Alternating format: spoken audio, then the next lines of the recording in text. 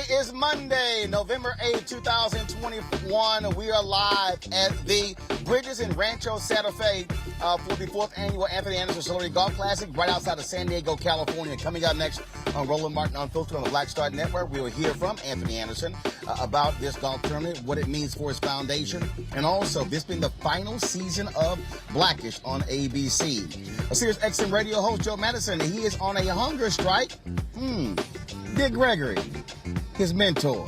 Wonder how he feels about that in heaven, because he's going to be on this hunger strike until the For the People Act and John Lewis Act are passed. Also on today's show, a Missouri prosecutor's investigation reveals a black man convicted of a triple homicide 43 years ago is innocent because he wasn't even at the scene.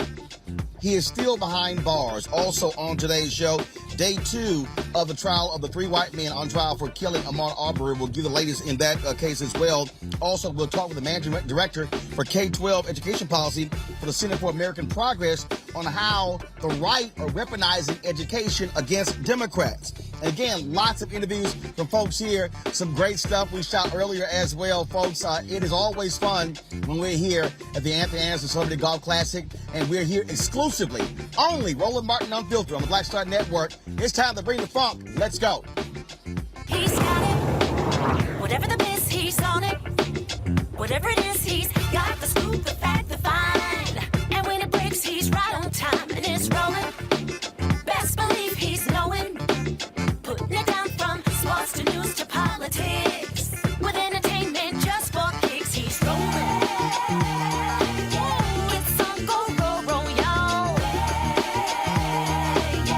It's Roland Martin, rolling with Roland now. He's funk, he's fresh, he's real, the best, you know he's Roland Martin now.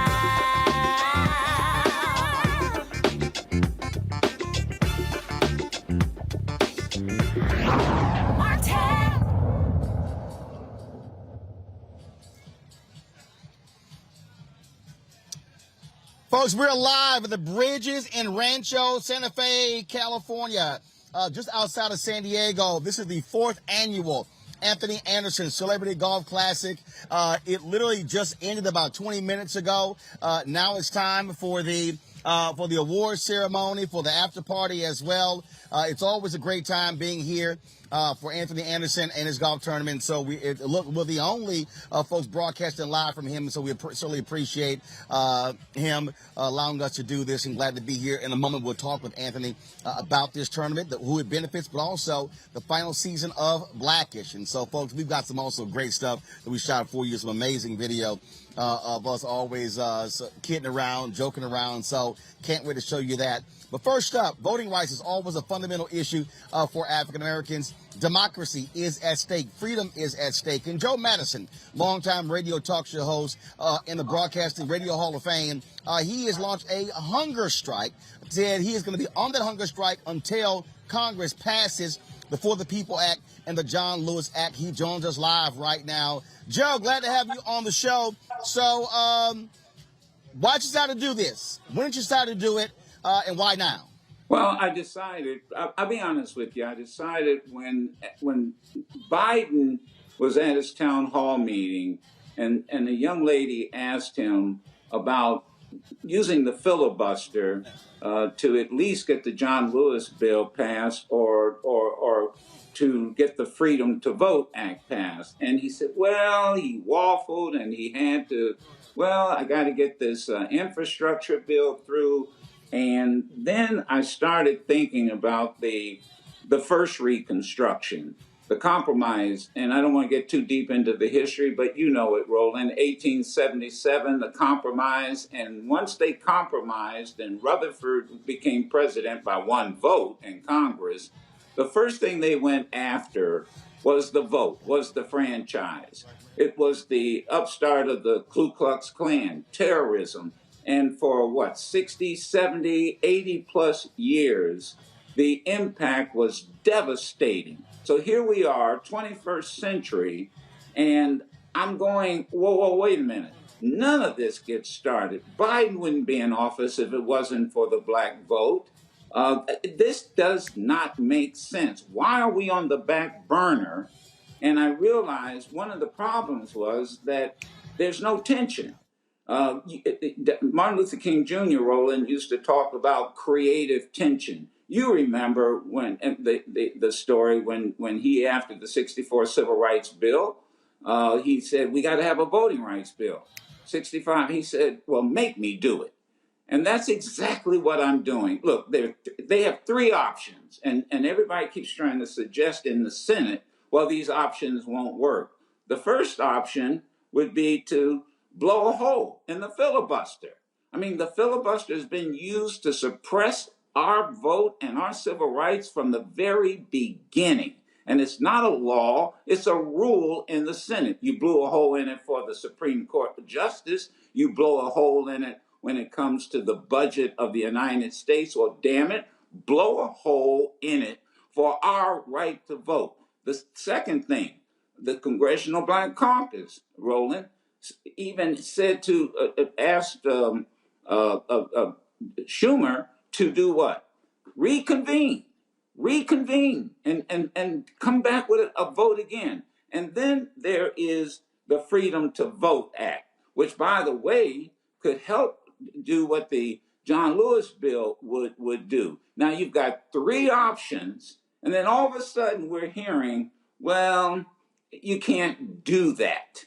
And I'm telling Biden, I'm telling Congress, look, if you don't do this, then you're going to have a rough go of it in midterm, and you're certainly going to have a rough go of it when it comes to re-election. And then I got to be honest with you. You know, Dick Gregory and I were very close. And I started channeling Dick. And I said, what would Dick Gregory do? And, I talked to his son, Christian Gregory, and he said, you know what he would do, Joe. And he would go on a hunger strike, and he would draw attention. And that's exactly what it is. I would just say to you, Roland, 50 years from now, I don't want my grandchildren and great-grandchildren to have to deal with voter suppression.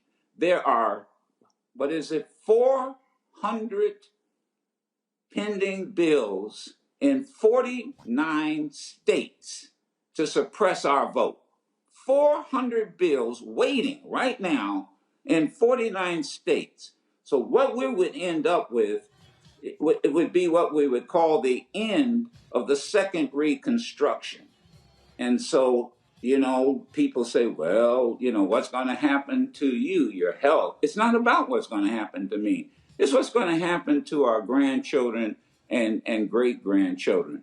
And then I'm going to tell you, man, the one person, I don't even know how he can sleep at night and look himself in the mirror, is the congressman from South Carolina. How that brother, and I say that loosely, how that brother, You mean Senator Tim Scott, the senator? The senator? Yes, Senator Tim Scott. Man, South Carolina had almost more blacks in the state legislature than any other state, and had sent members to Congress. His forefathers must be rolling over in their grave. So, a hunger strike is a protest. The women used it in the suffrage movement in the United Kingdom. They used it here in the United States. And to me, it's not only a political protest, but it's moral. And that's why those are all the reasons that I decided to do this. And you know me for many years, Roland. I'm very serious about this, and I think we all better be serious, because this is not business as usual. Joe, you're absolutely right. And here's the deal. All the White House kept telling us is, look, the infrastructure bill is important. Guess what? It's now passed. They're dealing with reconciliation. But the reality is this here. They better realize Terry McCullough lost by 72,000 votes in Virginia. We know what they're already doing in Texas, in Georgia, in Florida, those places along those lines. if they don't move on this, they can guarantee they're not going to win the House. They're not going to win the Senate. And then you're talking about folks who are representing a minority of Americans who are the ones who are totally in control. And let me make it this very clear to them. And I always say this is constructive criticism. I go back to the days of Lyndon Johnson after the Civil Rights Bill was passed in 1964. Martin King Jr. showed up and said we need a 65 Voting Rights Act because millions of black folk, particularly in the South, can't vote. And what did LBJ say to him? Make me do it. And that's exactly what we all have to do about. Now, everybody may not do a hunger strike, but damn it, we can do something. Everybody can do something, and we've got to have more than moments. Professor Ron Walters once was asked what was the difference between a moment and a movement, and it was sacrifice. A movement requires sacrifice, and that's what this is all about, and that's what Dick was about, and so I mean his spirit just kept talking to me, and I realized that there's got to be tension, there's got to be creative tension with Biden, President Biden, and with the Senate. So look, Congressional Black Caucus said, look, reconvene them. And try it again. They've had 5 votes, and they can't protect and stop the suppression of particularly African Americans. And then I said, well, you can blow up the filibuster. I mean, and then that would certainly give you, well, I'll lose this Democrat or I'll lose that Democrat. Well, if those Democrats want to go down in history as being on the side of Dixiecrats in the late 1800s, then that's how history is going to look at them. But I'm not going to sit back here and have my children, grandchildren, and great-grandchildren, look at me and say, "Well, what did you do about it?" I'm worried. I'm concerned. But I tell you, and I'm going to say this to the Democrats, that they better understand, they can't win a national office without us. They can't win without us. That is a fact. They cannot win without us. So you damn well better do what John Lewis said. And I was thinking about the last words of John Lewis. He said, I urge all of you to answer the highest callings of your heart and stand up for what you truly believe. And that's what I'm doing.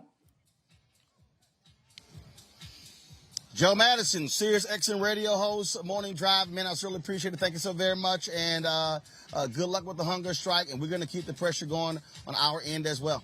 I know you will, Roland. And I just love you and appreciate your support all these years. And, man, thank you for doing.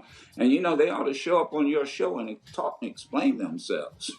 They need to show up on all our shows. I mean, really, show up on all our shows. And you can show up on CNN. That's right. and all these other. Show up on our shows and explain yourself. That's what has to be done. Well, so I love you, Roland. It's been more than a year.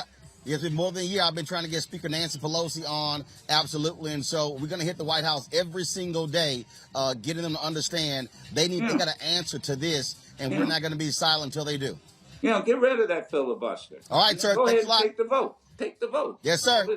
Thank you, man. Yes, sir. All right. Love you, Joe. Take care. Tell the wife I said hello. Folks, let's go to our panel. Joining us right now is Makongo Dibinga, professorial lecturer, who joins us right now. Also, we have, of course, Dr. Julian Malveaux, who joins us as well. And we have Pastor Lee May, Transforming Faith Church, former CEO, as well. So glad to have all three of you here. Julian, I want to start with you. It's pressure. That's the only thing they're going to know. And this is where folks got to be in Biden's face, in Harris's face, every single day. They are going, again, we have not had one time where President Joe Biden has called Democratic senators who do not want to end the filibuster to the White House to appeal to them directly. Hasn't happened. President Biden has wussed on his promises to Black America. He said he had our back. Our back requires our vote. He has not put himself out there for the vote. And so, yes, he has to be pressured. The Congressional Black Caucus actually stepped in to make it possible for this infrastructure bill to pass. So how come they can't step up now to make sure we get our vote? When you look around the country, what you're seeing is many ways that the Black vote is being suppressed, is being taken. And I love Joe Madison. I appreciate him so much. The hunger strike, I pray that he does not have to go hungry too long. But I know that the president has dropped the ball, and the vice president, and we all love her. We love our sister. But come on, sister, step the you-know-what up. It really is, Roland, as you know, it's galling that we were the margin of victory for the president, and he has not been the margin of power for us. The thing here, Lee, you understand, being an official, that politics is about counting votes. And the reality is the only way these bills get passed if Democrats actually end the filibuster. That is the only way. And the president simply has not done enough. He has not leaned on the Democratic holdouts enough. I don't recall a specific meeting where he brought them to the White House. Haven't seen it. He has to be far more vocal. Here's the deal. You got your $1.2 trillion infrastructure bill. It's there. Now what? Absolutely, man. You know, the president, love him to life, right? I'm a pastor, gotta love everybody, but his words have been much bigger than his actions. You know, we used to say when I was a kid, he was talking about it, but he's not being about it. He's not really doing what he's saying is really important. And the reality is, you know, look, I'm here in Georgia. We are the tip of the iceberg in terms of voter suppression. And why did that happen? Because back in January and back in November, we changed the landscape of this nation because our people, we came out to vote in record numbers. We came out to vote to determine what the United States Senate looks like. We elected a Black man and a Jewish man to the United States Senate. And before that, in November, we elected President Joe Biden and Vice President Kamala Harris, and we've done what we're supposed to do. But now our state legislature, like so many other legislatures around this country, came back with these suppressive laws to prevent people from voting. So we need federal resolve. We need the Freedom to Vote Act and the John Lewis Voting Rights Advancement Act to pass, and we can't let a rule that is established in racism and historical suppression of Black people, we can't let this rule stop us. And let me say this one last thing. You know, when we start having these conversations about you know, an infrastructure bill and budget reconciliation and debt ceiling, and we put that in the same breath as voting rights, y'all, they've completely missed the ball. You know, we're not talking about policy. We're not talking about a sociological or political ideology. We're talking about the fundamental foundation of this country. And if we can't protect everyone's right to vote, free and unfettered, y'all, then they have really missed the boat, and they just look at us as a political pawn, and we need to speak up about this. Congo.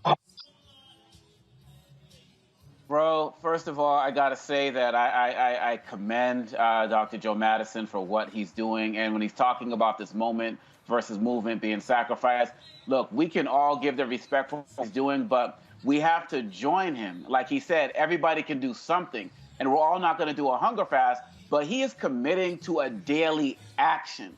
And so all of us need to recommit right now. Maybe we're saying, I'm going to be the guy that tweets out every day. I'm going to be the person that calls the senators and the Congress people every day. I'm going to be the one to put these the pressure on these corporations who tweeted out things like Black Lives Matter and we support voting rights, and then turned their backs and wrote big checks the week after, the month after, to these Republicans. Maybe we're going to be the ones to use journalistic skills we got to call that stuff out. We have to do this.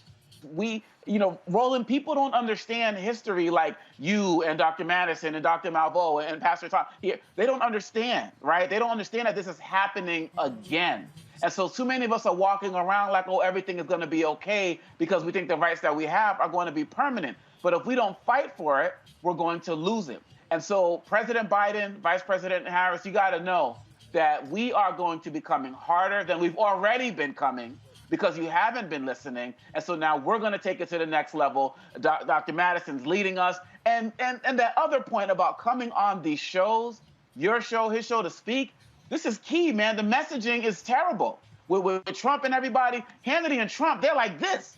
He can just call them up every single day. Where's the network where you can come and talk about what you're doing? If you're not going to talk about it with us, then you're not doing it. So we're going to make you get out there and make sure that you do it, because without this, there's nothing. Mm.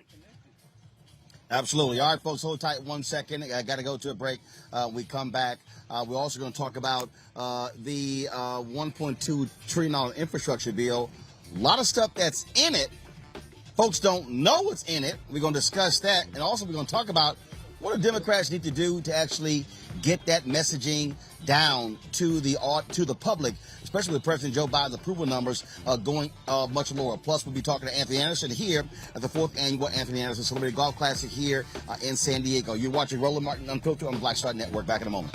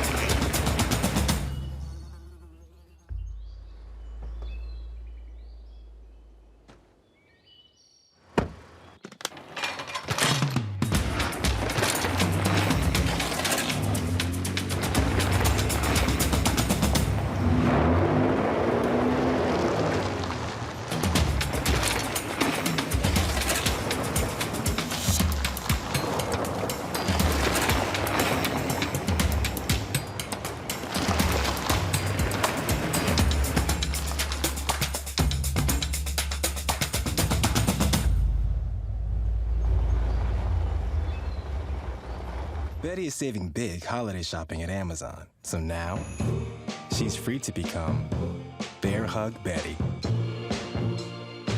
Settle in, kids. You'll be there a while. Ooh, where you going?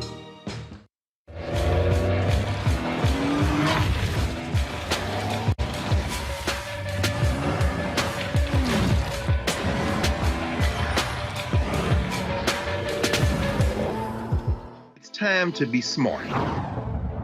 When we control our institutions, we win. This is the most important news show on television of any racial background. Y'all put $2, $3, $4, $5, $10, $15, $20, $30 on this and keep this going. What you've done, Roland, since this crisis came out in full bloom. Anybody watching this, tell your friends. Go back and look at the last 2 weeks, especially of Roland Martin Unfiltered. I mean, hell, go back and look at the last 2 days. You've had sitting United States senators today, Klobuchar and Harris. Whatever you have that you can bring to Roland Martin Unfiltered to support it, please do, because this information may literally save your life.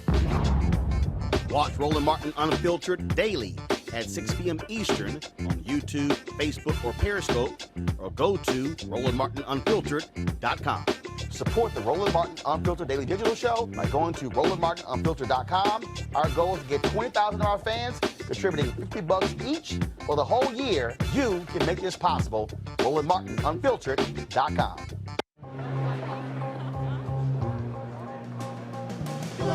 Are the stars out tonight?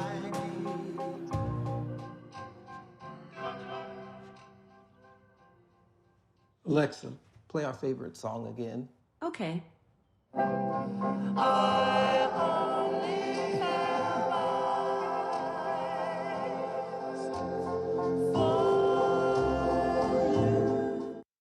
What was your salary last year? About $18 million.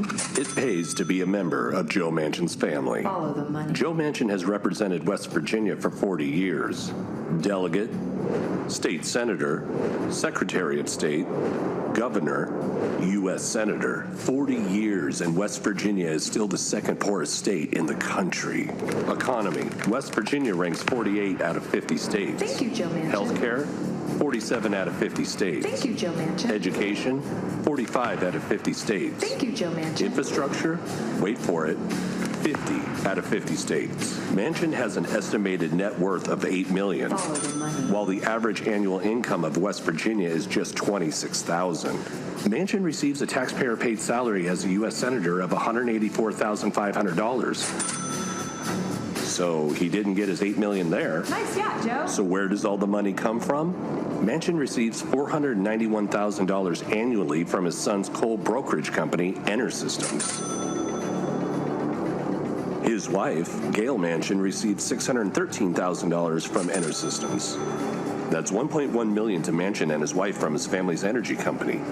Manchin makes 5 times more from his family's energy company than he does as a U.S. Senator. Joe Manchin has blocked President Biden's infrastructure plan from moving forward because he wants to kill legislation to replace coal-fired plants with clean energy. Manchin is selling out his own country to protect big coal and big oil who own him. Joe Manchin, I talk to his office every week. He is the kingmaker, and he's not shy about sort of staking his claim early. The chairman of the committee that regulates coal shouldn't be a part owner of a coal company. This is Heather Manchin, Joe Manchin's daughter. After lying about having an MBA, she was named CEO of Mylan Industries. She artificially jacked up the price of EpiPens by 461% and was awarded with a 671% salary increase. West Virginia is poor, poorly educated, and broken, but Joe Manchin and his entire family have become multimillionaires. West Virginia, abused and suckered for 40 years by Joe Manchin. Time to be smart. Roland Martin's doing this every day. Oh, no punches! Thank you, Roland Martin, for always giving voice to the issues. Look for Roland Martin in the whirlwind, to quote Marcus Garvey again. The video looks phenomenal, so I'm really excited to see it on my big screen. Support this man, Black Media. He makes sure that our stories are told. See, there's a difference between Black Star Network and Black-owned media and something like CNN. I got to defer to the brilliance of Dr. Carr and to the brilliance of the Black Star Network. I am rolling with Roland all the way. Honored to be on a show that you own. A black man owns the show. Folks, Black Star Network is here. I'm real revolutionary right now. Roland was amazing on there. Stay black. I love y'all. I can't commend you enough about this platform that you've created for us to be able to share who we are, what we're doing in the world, and the impact that we're having. Let's be smart. Bring your eyeballs home. You can't be Black-owned media and be scared. You dig?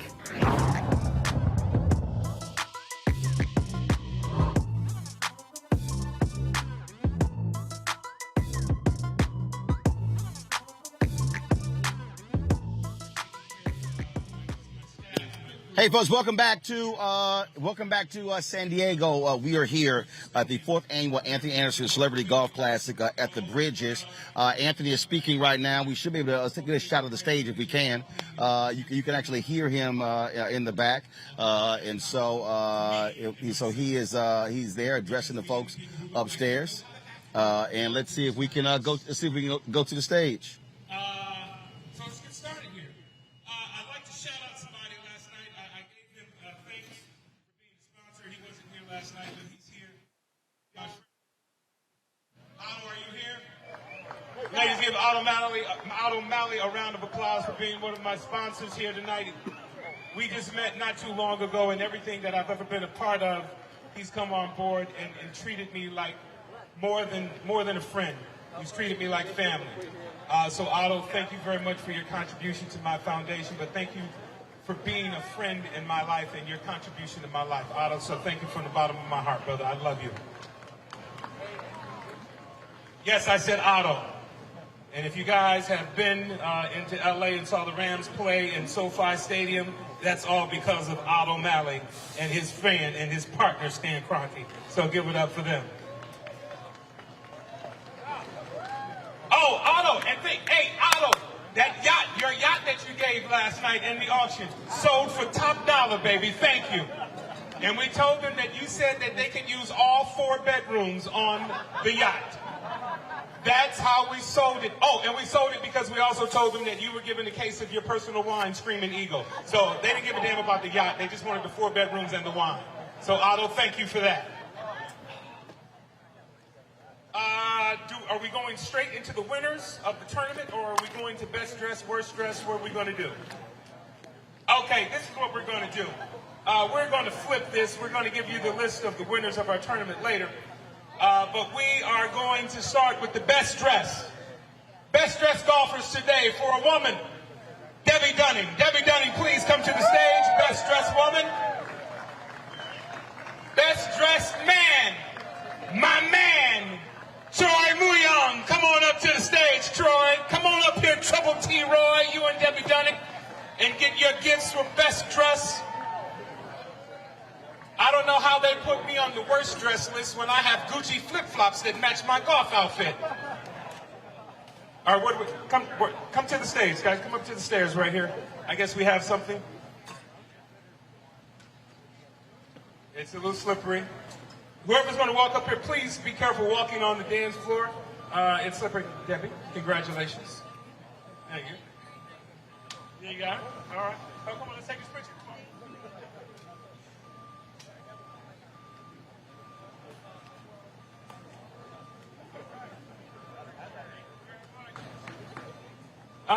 So moving right ahead from best dressed golfer, we're going to worst dressed golfer. Worst dressed golfer for a female, Seema Senapur. I just read the names, I didn't pick it. Seema, come on up here and get your prize. Worst dress for a female, Seema. Worst dress for a male, Roland Martin. Please come on up here and win your award, Roland. 10 years in a row? Wow. Roland Martin, please come up and receive your award for worst dressed golfer. Seema, you won worst dressed, Seema. Please come up here next to Roland and stand and win your booby prize. Be careful walking on it. Well, you look like an orderly out of a Fat Boys movie, Roland. Disorderlies. Come around here to the stairs. I love your color coordination, though, Roland. I do. You got to give it up. Everybody ain't able. But when they dress like you, they look like they're disabled. Please come over here. Come over here. All right, let's take a picture.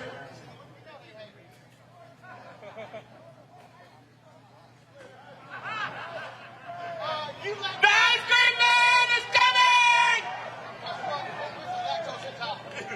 Ladies and gentlemen, give it up for our worst dressed golfers, Seema and Roland. Seema and Roland.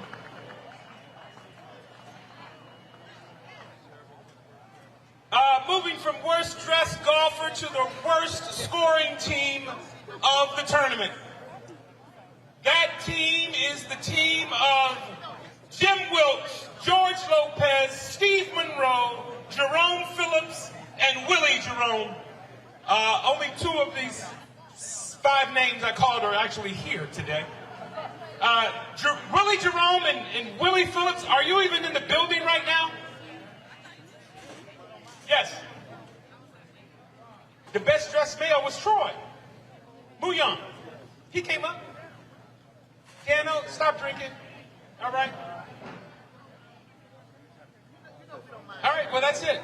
Worst scoring team. They're not coming up. They're the worst scoring team. I think they quit halfway through the tournament. All right.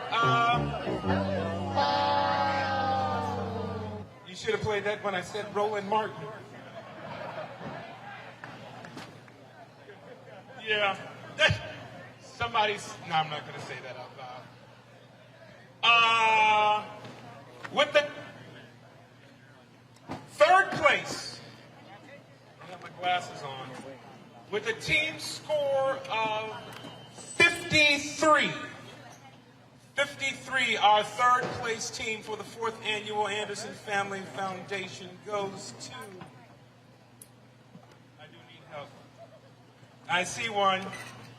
David Justice, John Andrews, Chris Reed, William Collins, and Rick Frazier, third place. Third place. And I will tell you this right now. If none of your team members are here, you're disqualified, and whoever is this next best tournament wins your prize. All of them got a show? You're missing Dave Justice. I'm sorry, you guys. Come on up. We can shake, brother. Congratulations. Congratulations. Congratulations.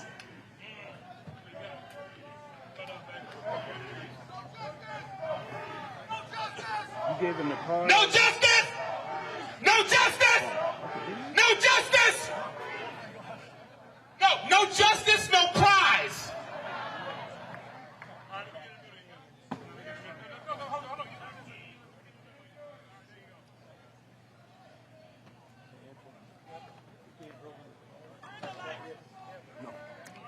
Congratulations, guys. Congratulations. All right, second place with a score of 51. All right, folks. So they are continuing to hand out. First of all, y'all know doggone well Anthony Anderson is a straight up hater. So he's really upset that he's really upset in terms of how I was looking fly. Antoine, put that camera over here. Let me show y'all something. See, here's what they mad about, y'all. So what they mad about that. This is how, of course, the show colors. They mad I got the white, and they mad about these shoes. See, that's what they mad about. Antoine, focus, man. That's what they mad about. They mad about that. See, that's what they can't stand. All right, so come back. I'm gonna show y'all something else. This is what they mad about. So I'm gonna show y'all this here. Bring my golf back. Here, zoom that out. I'm gonna show y'all what they mad about. See, when they haters, see, this is what they mad about, y'all. See, they mad that I also had the Roland Martin unfiltered golf bag right here. Y'all see this here? That's why they also upset. Then they mad because Anthony mad because he don't have this here. He ain't got his name on it or his picture on it. You see this here? See, he mad. This is why he upset. He mad because it don't look like this here. That's why they hating. But it's all good. That's how we do it. So it's all right. See, Lee, Omakongo, Julian, they can't handle that level of coordination. See, they don't like that level of branding. See, I ain't wearing nothing that say Anthony Anderson on it. But I'm gonna wear something. It's gonna say Roland Martin Unfiltered. Damn it, we gonna have our own brand going on. Right. Y'all, I can't hear the panel because of the, I think he's also mad too because y'all had the exercise challenge going, and he had the whole fake sweat thing that he said he was losing last year and everything. So I think it's just consistent, man. He's gonna keep coming at you. He can't deal with your greatness. all that water weight. He act like it was real weight. You are definitely well coordinated today. I love it. I don't know how they could make you worse dressed. Like they ain't nothing but hate. They hate us. Julian, they hate us. First of all, SEMA is always fly on the golf course. And so that's what you got. You got jealous people. They jealous. They just, I mean, that's what happened when you from Compton, like Anthony is. They just jealous. It's all good. It's all good. So it's all Southern California. Just refer him to the pastor. Who No. I didn't diss Southern California. I diss Anthony. That's what I did there. All right, y'all. We're gonna talk to that fool in a minute. Let's talk about this here. Of course, Democrats were rejoicing when they were able to pass the $1.2 trillion infrastructure bill that's going to be used for a variety of purposes, including the electrical grid, including pipes, roads and bridges and ports, broadband, those things as well. But Lee, this is the thing that it's one thing to pass something. It's another thing to sell it. And here's what I don't understand. Today is Monday. Why in the hell isn't Biden and Harris on the road selling this? Let me tell you what they should do. Every single project that is funded by this should be a big ass sign paid for by President Joe Biden, Vice President Kamala Harris. Smart mayors do that. They put their name on everything that is being built in a city. That's what they better do. Don't make the same mistake President Obama did when he had the stimulus bill and all these Republicans who voted against it lined up like money, asking for the money, and then not taking credit for your own success. Because trust me, Trump and the Republicans would have been taking mad credit had they done an infrastructure bill, which we know they never did for 4 years. Absolutely. You know, I used to, in my previous life, I was a local elected official. I was a county commissioner, and we call in DeKalb County CEO. That's like the mayor of a city.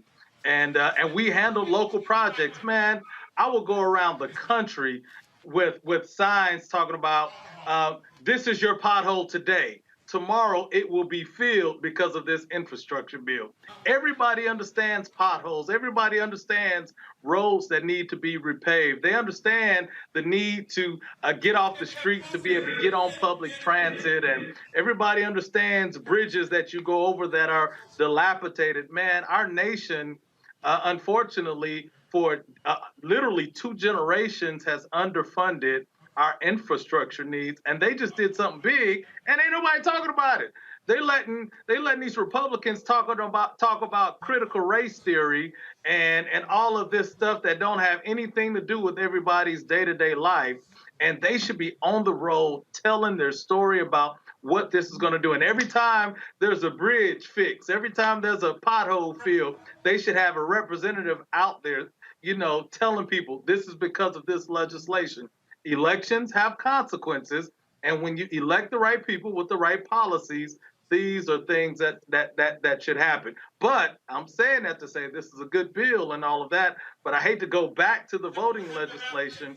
But even as good as this bill is, y'all, I'm sorry, as a black man, as a person that is represented by people of color and all of that, man, you know, this is good, but man, this doesn't mean a hill of beans if we don't deal with voting rights and equal access and unfettered access and removal of these voter suppression laws through the resolution, through federal legislation. But yeah, man, they just, it's as if they don't know how to talk, and they're letting their opponents, their political enemies, win the day in terms of their messaging, and it's unfortunate. I'm going to bring in Clea Harris. She's the managing director for K-12 education policy for the Center for American Progress into this conversation as well, because we've seen the same thing. All of these people who voted in Virginia for, who didn't vote for Terry McAuliffe, who voted for Glenn Youngkin, talking about how education is their priority. And again, in the bills that have been passed, Republicans voted against education funding. Democrats passed it. You got to tell folk what you did in order for them to know. Ashe, yes, you do. It is beyond me why, as you said, there aren't signs going up, fireworks, everything to let folk know that this infrastructure bill passed. One thing that wasn't in the infrastructure bill is money for repairing our dilapidated school buildings. And so when we talk about disinvestment over decades, there's been a lot of it. And instead of, what I will say about Virginia is that McAuliffe lost the race, not that Youngkin won it. people understand what was happening in terms of the fear mongering around CRT. Most people don't know what that is. And instead, we lose our leverage when we don't say, this is what we're about. These are the education policies we want to pass. Youngkin, tell us what you're going to do. Are you going to refuse money from the federal government that comes for free preschool for 3 and 4 year olds, right? Call him to the mat and ask him how he's going to implement actual education policy, because CRT itself is not a policy. Discussing racism is not in and of itself a policy. What are the policies that you're actually going to pass that ensure that every child of Virginia has access to a quality education? And as we move into the 2022 election cycle, if we don't seize the high ground and if we don't stop taking the bait, if someone asks, are you teaching CRT? Don't get into this back and forth on whether or not that's happening in K-12, because there are aspects of it that do show up in K-12. That's the wrong conversation.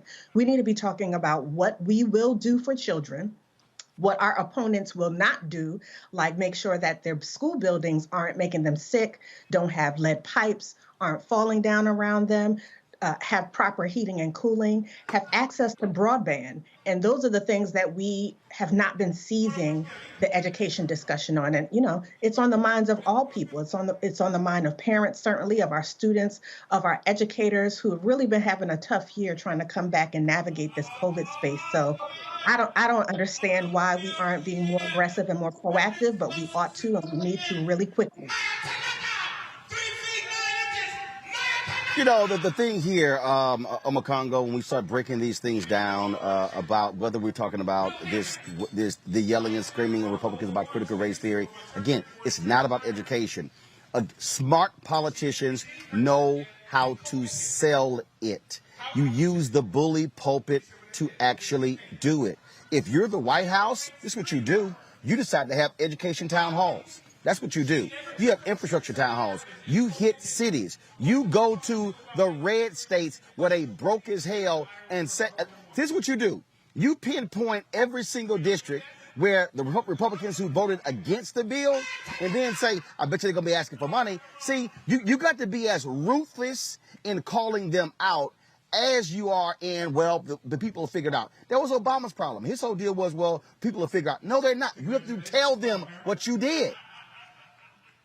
That's right. That's right. And absolutely. One of the things that really bothered me, particularly in Virginia, was that when you saw that ad going against Toni Morrison and Beloved, I'm like, where are the other teachers? Where are the other parents that McAuliffe is going to pull together to talk about how this education curriculum in terms of studying diversity and history is important for our kids? Like, they were so busy talking about Trump and they were so busy talking about so much stuff pie in the sky that they weren't pulling people together on the local level to actually talk about what's going right with education. And one of the things I'm concerned about is that these Democrats don't really have a strong grasp of the education system within itself.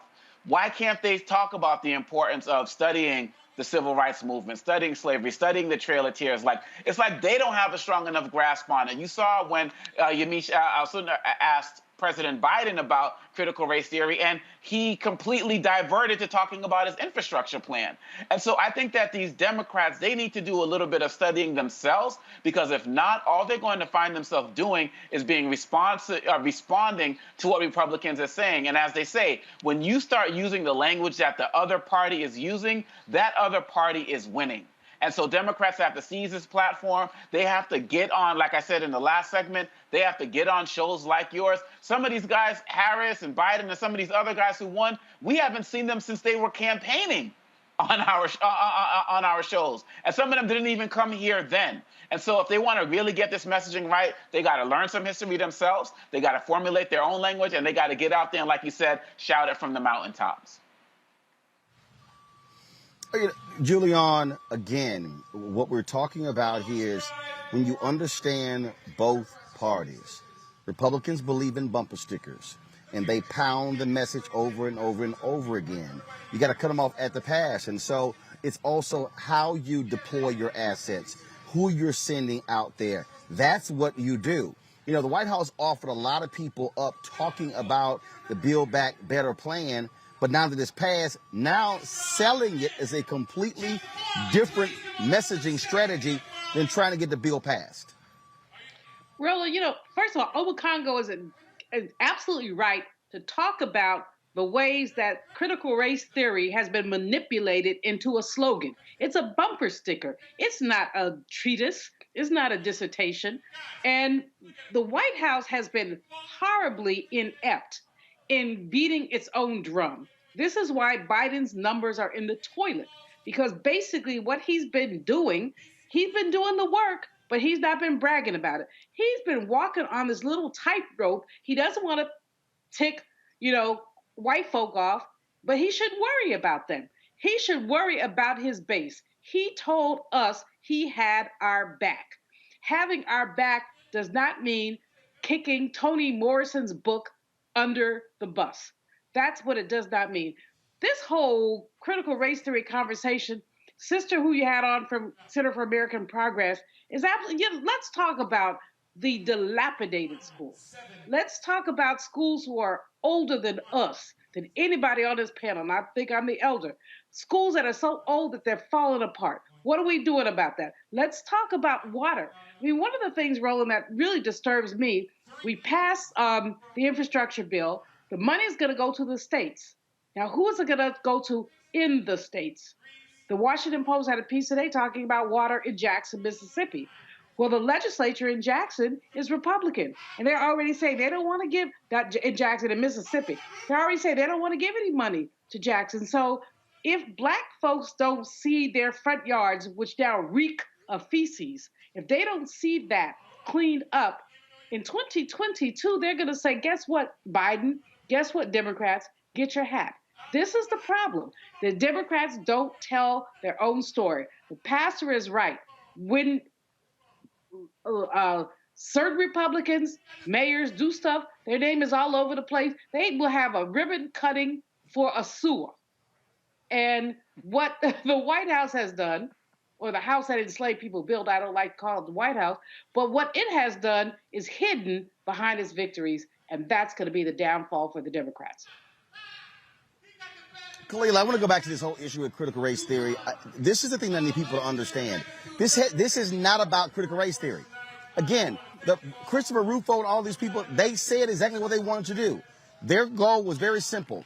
Anything dealing with race, equity, inclusion, DEI, anything.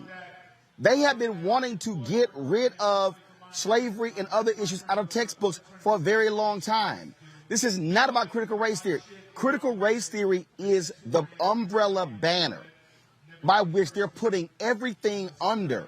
When you have these people who are going to school board meetings talking about my child brought this homework home, they cannot name the teacher, they cannot name the principal, they cannot name the school. And so we need to understand what this is. These are white people. They are playing on white fears. And that CNN story with those suburban, Virginia moms, same BS. They are appealing to the whiteness of these people. That's what we're seeing. That's correct. And the fact of the matter is, what needs to be done is, when we think about the word parents, we can't allow that to be code word for white parents. So when they say, parents feel, you need to push back and say, which parents are you talking about? Because as was said already on the panel, there was not a rallying of Black and brown parents in Virginia saying this is what we want for our children. And furthermore, many of us are parents. And so we can't cede ground to a small group of loud voices by them saying, well, you don't want to listen to parent. Well, I have 3 daughters and I'm a parent. And I'm saying to you, this is what should be happening for not only my 3 children, but the children in my community who are also my children. So we cannot cede that point. We cannot allow parents to equal white people. We cannot allow CRT to only equal Black and brown people because critical race theory and culturally responsive education is about all children.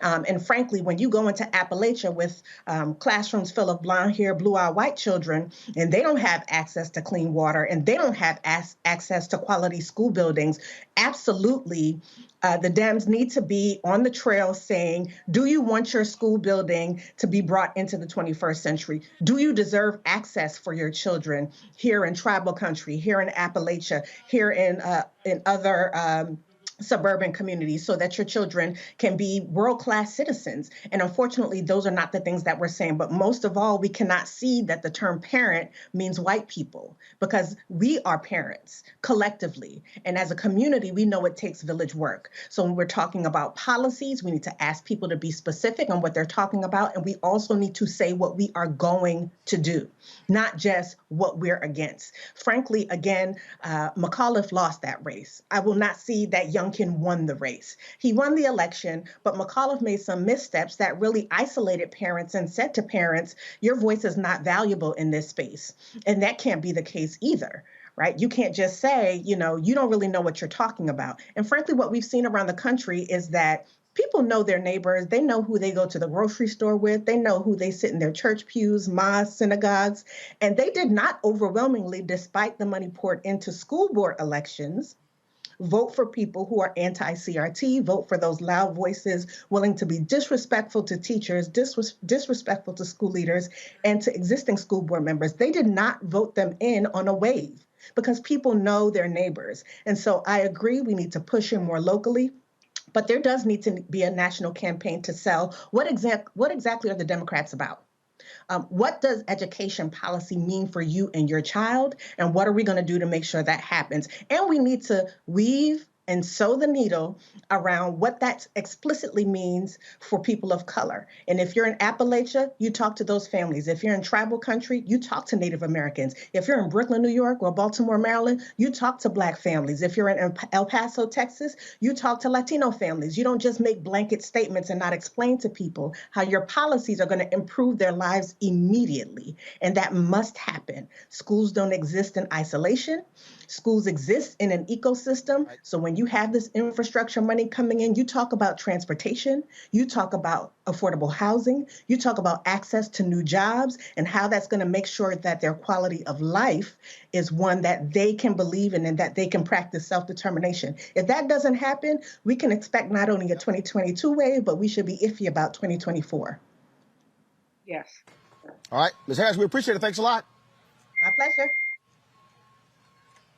All right, folks, I'm going to go to a break. And going to break, we had a little fun with Mike Phillips. Mike Phillips just got back from Los Cabos where he had a jazz event and a golf tournament. Well, let's just say Mike didn't invite all the brothers to it. So we're going to have a little fun with him. And so we're going to go to break playing this for y'all. We're at the 4th Annual Anthony Anderson Celebrity Golf Classic here in San Diego. You're watching Roland Martin Unfiltered on the Black Star Network.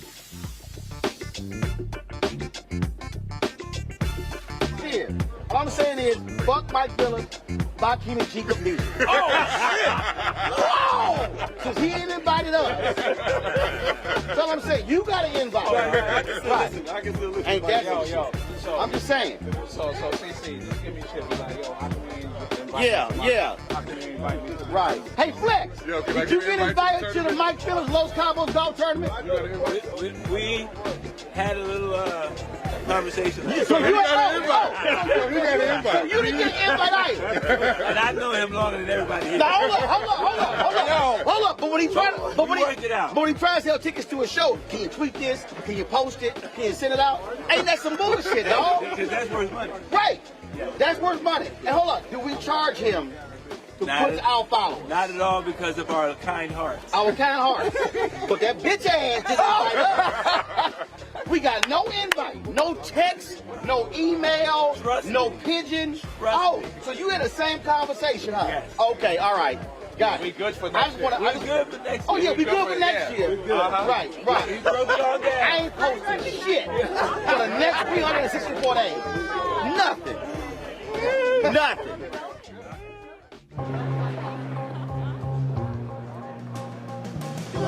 Are the stars out tonight?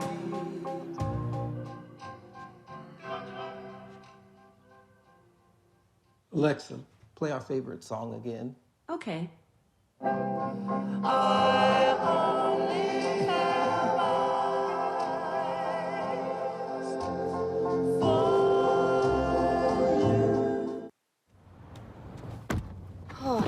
spin class was brutal. Well, you can try using the Buick's massaging seat. Ooh, yeah, that's nice. Can I use Apple CarPlay to put some music on? Sure, it's wireless. It's something we all like. Okay, hold on. What's your Buick's Wi-Fi password? Buick Envision 2021. Oh, you should pick something stronger. That's really predictable. That's a really tight spot. Don't worry, I used to hate parallel parking. Me too. Hey. Really outdid yourself. Yes, we did. The all-new Buick Envision, an SUV built around you. All of you. Once upon a time, there lived a princess with really long hair who was waiting for a prince to come save her. But really, who has time for that? Let's go. Feeling myself. I'm feeling She ordered herself a ladder with Prime one-day delivery, and she was out of there. I want some hood girls looking back at it and a good girl in my tax bracket. Now, her hairdressing empire is killing it. And the prince, well, who cares? Prime changes everything. Hi, y'all doing? It's your favorite funny girl, Amanda Seals. Hi, I'm Anthony Brown from Anthony Brown and Group Therapy. What up, Lana Well, and you are watching Roland Martin Unfiltered.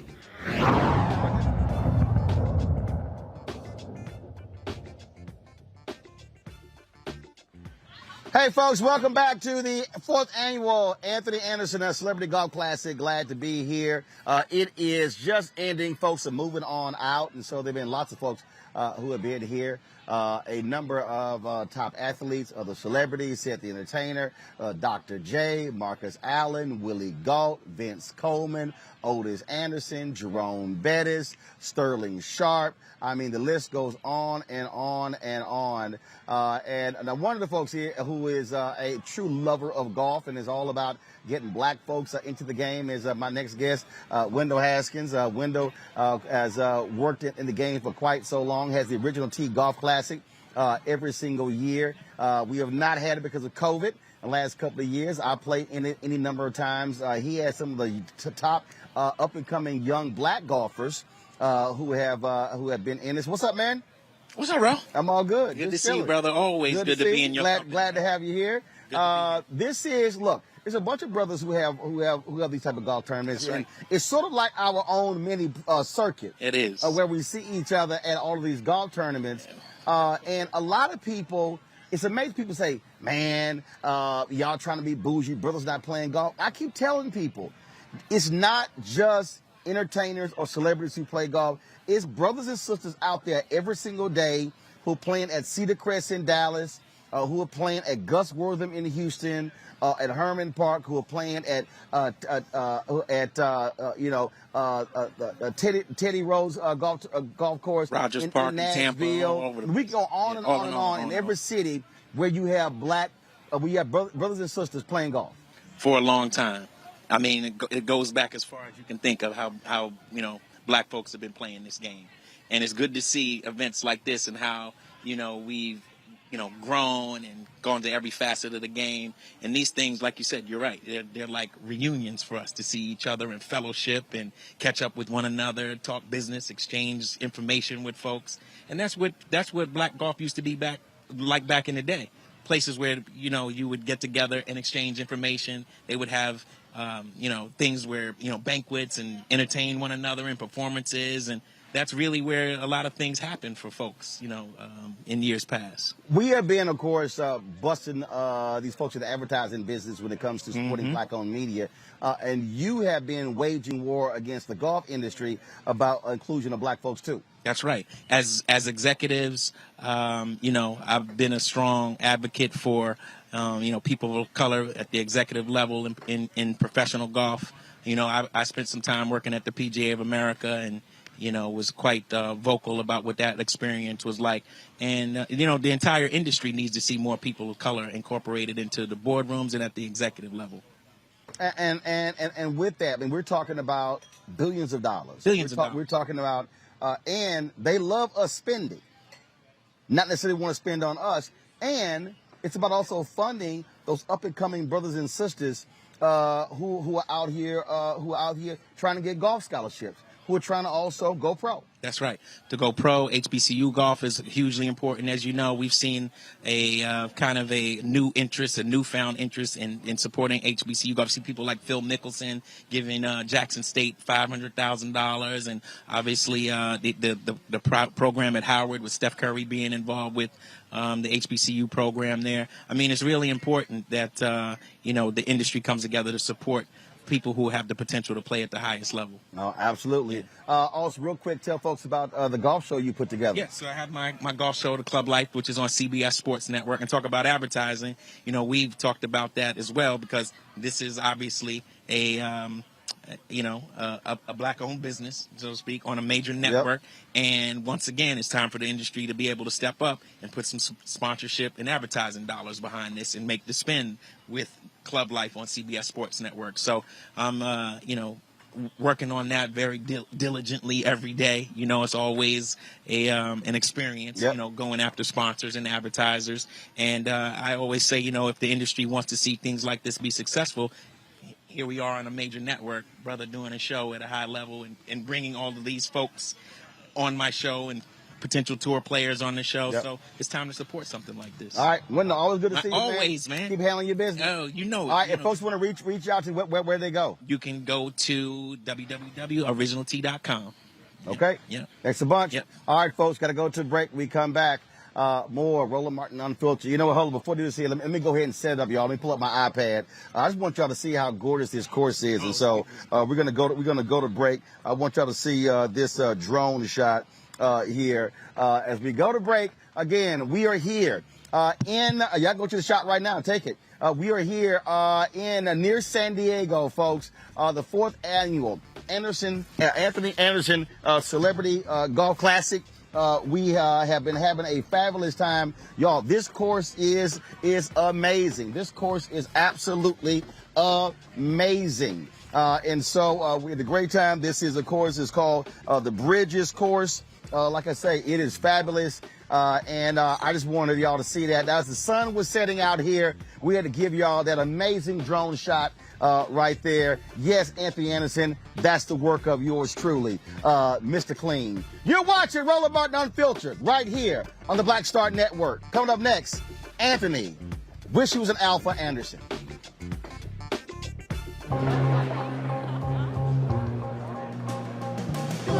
Are the stars out tonight?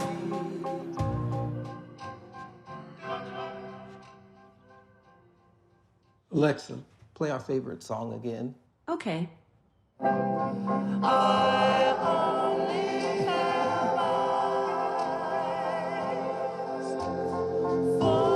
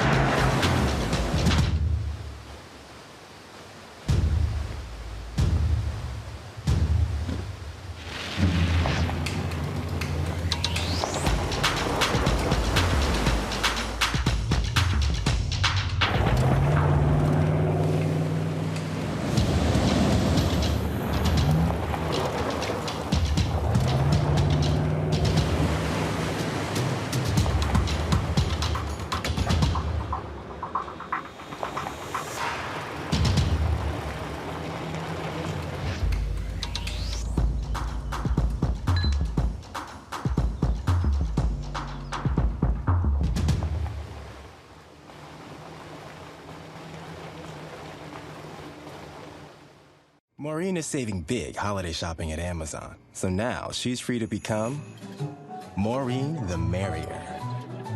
Food is her love language, and she really loves her grandson. Like, really loves. Hey, I'm Deion Cole from Blackish. Hey everybody, this is your man Fred Hammond, and you're watching Roland Martin, my man, Unfiltered.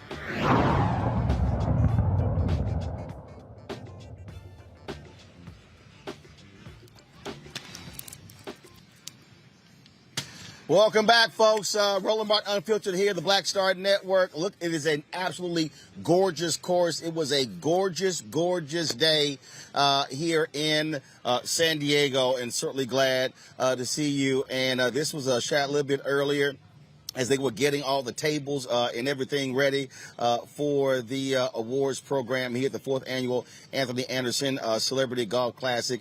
And Anthony joins us himself right now. You this ain't TV One. No. See, this ain't. No, it's not. I mean, we do a little something. Yeah, I see that. Yeah, absolutely. Hold on, look, I'm in your shot now. No. That is boom. We got you right there. I'm in your shot. Okay. No, we got more than one camera. Yeah, see you. So we I was trying to get in your shot. we can afford more than one camera. Okay, I got you. Yeah, you want to hold the microphone up? Yes, sir. Yeah, because it's the bi-directional microphone. Okay. Now they can hear you. Okay, you can hear me now. Yeah, they can hear you now. Cool. All right. They can hear you now. All right. So what's going on? The folks who were on the chat, they were sitting there saying, "Oh, ain't no way in the hell me and Seema got worse dressed." But we understand haters. We understand. I don't know who's hating on you. Right. I don't understand. I don't know. All I did was read the names on the list. Handed you. Yeah. I didn't vote. Right. I don't know who voted. You know who voted? I don't know who First voted of all, like in the last we don't even know if anyone actually voted. Exactly. Right. So I'm gonna contest this election like Trump. You should. But you won. Huh? You won. Well, you can contest the results. Right. But you won. Well, actually, I didn't win. It was just granted. Okay, according to the people. Right, but you don't know if there was actually people who voted. I understand. Could have been bots. It could have just been like, what? Or just could have been Bill. Yeah, could have been Bill. Right, could have been somebody on the staff. Yeah, could have been. That's all it is. Could have been. All right, so this is the fourth year. So who does this actually benefit? Several organizations, man. I grew up in Compton, California, so we have the Compton Equestrian Center.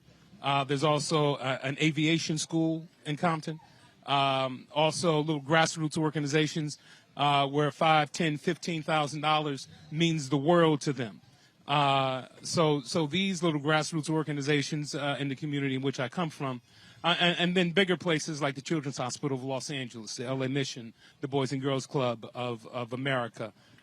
So that's who this foundation, or that's who benefits from my foundation. Gotcha. And of course, you have the Anthony Anderson Family Foundation. Mm-hmm. So what does the family do? What does my family do? Yeah, you put them to work. You make them. You know. My family. I really don't know what they do. It's a collective thing, man. It's a collective thing. We raised our children to help. And that's what they do. That's what they grew up doing. So that's my family's contribution to what we do.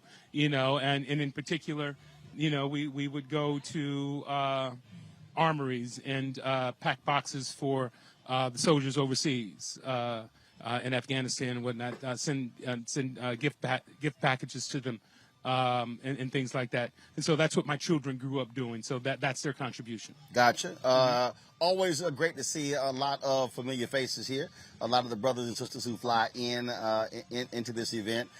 You have it sort of all over. You've had that Bighorn before, and then decided to have it here. And so talk about that. Bring a little flavor, a little color, a little soul. Let them know we're here. Yeah. Let them know we inside and outside. Wait, you tell me this. You've played both places now. Not that there's a competition or whatnot. How did you enjoy playing here at the Bridges this year? I think this is a more difficult course. A lot more undulation. Yeah, definitely. And you got to place your ball. And also it was a bit warmer. Because, see, last time we played, Henry, who works with me, damn near fell the hell out because of the heat.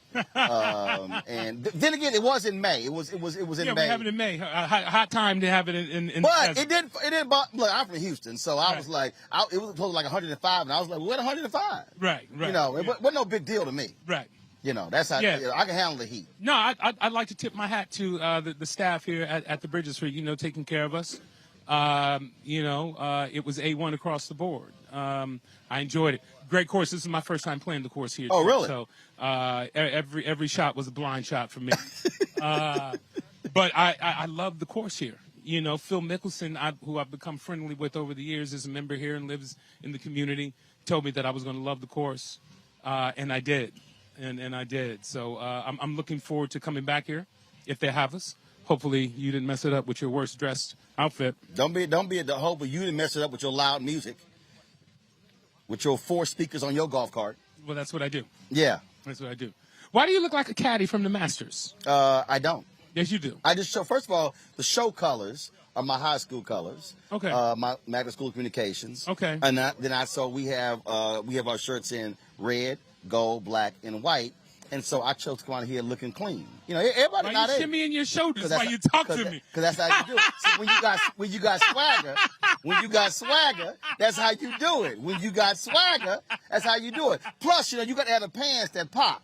Okay, pants that pop. Right. You know, see, look, the cuff has to hit the door frame before you do. Really? It's swagger. Okay. It's swagger. Everybody ain't got it. No. I kick down doors, so my cuff still hits it. Oh, really? Yeah. In them shoes? Well, these are. Let's stay with the people, man. Let's stay on top. No, speaking of that, I'm paying him. Zoom in on them shoes. No, because my toes. Hey, you can't show my toes. Hey, man. I got a fungus on my toes. Damn, hold up. I need to put a mask on? No. This is like COVID? I need to put. What? Damn, did you Don't see show that big toe. Don't you show that big toe. Don't you show that big toe, sucker. Don't you show that big toe. Hit him from that angle. You can hit me with that angle. He can't have all the angles. Don't show the big toe. Damn. I did also bring some lotion out for Anthony because he was ashy when he came out. This is last year Blackish. Yes, it is. It's been a hell of a run. A nice 8-year run, man. And look, people need to understand that's rare. It's not. Look, a lot of shows don't even go a whole year. Yeah, it's rare, especially in the time in which we're living with all of the streaming platforms, all of the outlets that people can go to get entertainment, and to have a show resonate with an audience the way that we have for the last 8 years on broadcast television. Yeah, it's a big feather in our cap to do so. Absolutely. 8 years, 8 seasons, 24 episodes a season.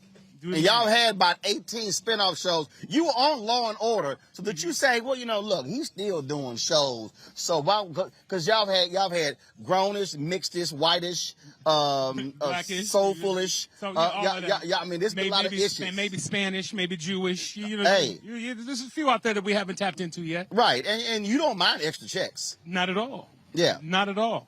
But, so we'll see what happens. We'll see what the future holds. I think my panelists have questions for you. Julian Malvo, you have a question for Anthony Anderson?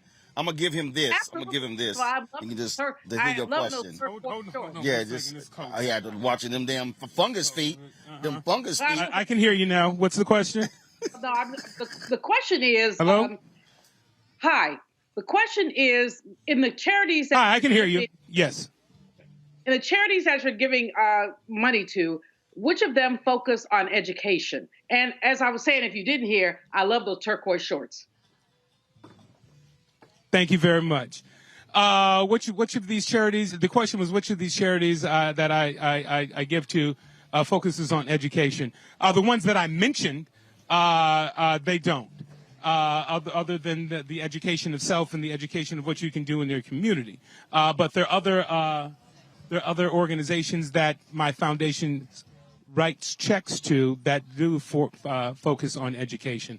What those are, I can't tell you right now, but that's what we do because education is key, and that's what we do. I still do a lot of work in the schools that I grew up going to in Compton, Roosevelt Elementary, Whaley Junior High School, and so on and so forth.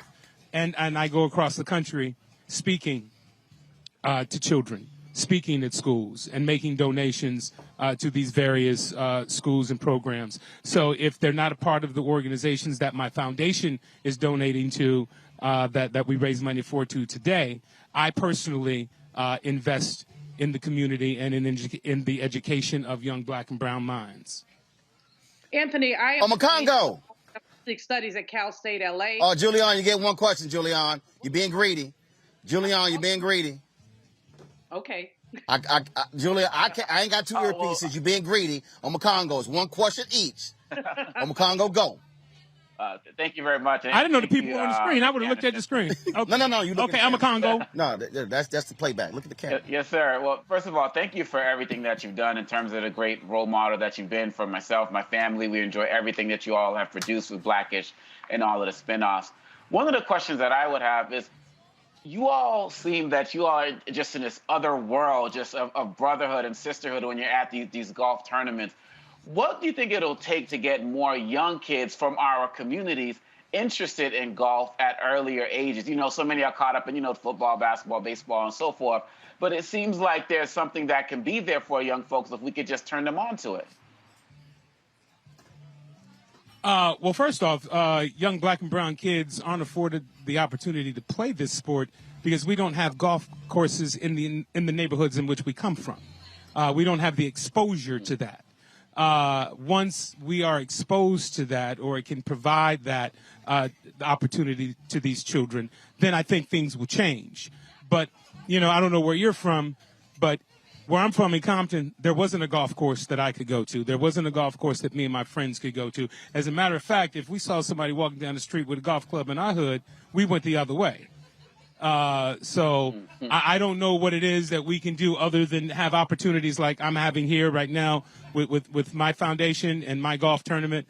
The same thing that George Lopez and Cedric the Entertainer are doing with their golf tournaments. The same thing with OTGC, my golf club in New York, Original T Golf Club, where we invite young black and brown children out to our golf tournaments to play and become a part of it and mentor them.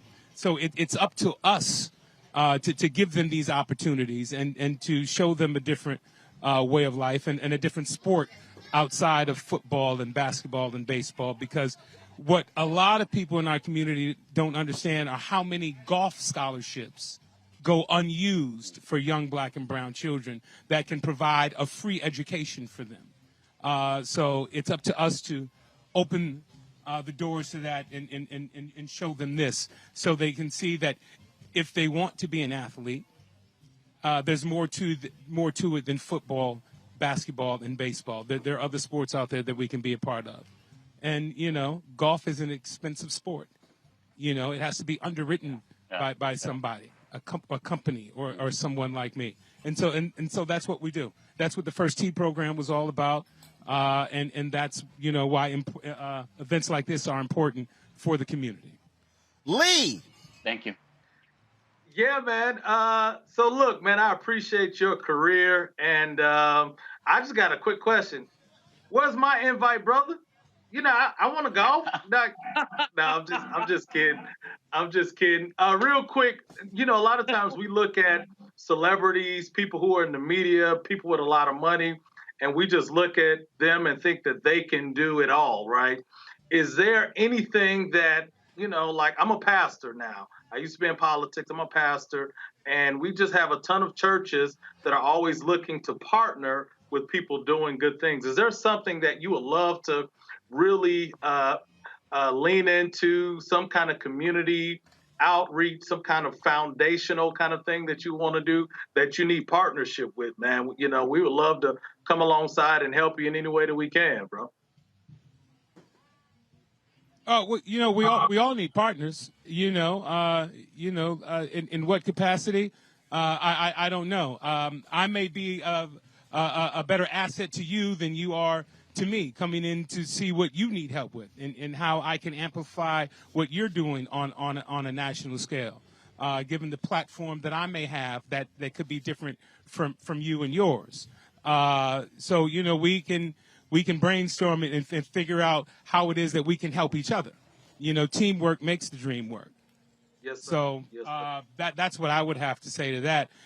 But I lean into everything that is I lean into everything that is going to help us and our community. From an economic base, because the revolution needs to be financed. And we all need to operate from an economic base, because that is where the real power lies, and the decisions are being made. So that's what I'm leaning into now, talking about financial literacy within our community. So help me with that. Help me teach our young children about investment, you know, and things like that. So they understand that $200 that they're spending on a pair of shoes, or the $500 that they're spending on a game console, why not buy $200 worth of stock in that company? Why not buy $500 worth of stock in that company? You know, something that's going to appreciate. And then, you know, talk to them about ownership. That's what it's about for me. That's good. That's good. All right. Appreciate you, brother. Well, man, it's always good to see you. Again, show finale, wrapping up soon. But I'm sure you got some other stuff planned, stuff in the hopper. You want to stay in TV, or do you want to, big screen? See, when you used to be big, I needed to be on the big screen. You were on the big screen. Well, you know, what was that kangaroo movie? It's called Kangaroo Jack. The Kangaroo Don't Jack. act like you didn't see it. No, man, I'm saying. Yeah, no, it is. I mean, you know, I love to do it all. So we'll see what the future holds. Right now, I'm in the medium of television. There are a few opportunities there that I'm seriously considering, and we'll see what films are out there for me to do when I have the opportunity to do it. But right now, just leaning more into television. May flip it to the dramatic side after, you know, having a successful run on a sitcom for the last 8 years. Might just flip it back and go back to what I was doing on The Shield, on Law and Order, and things like that. So we'll see. Maybe a little dark comedy. Right, and I see that the beard has returned to dark after COVID. COVID exposed a whole lot of folks. Well, it didn't expose me at all. I just let the world see how it grows. No, but not just you. I'm saying, but you know, like Eddie Levert, like he can't go back.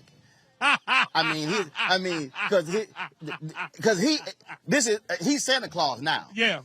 Right. Yeah. It can't go back. No, he can't. Some of them can't.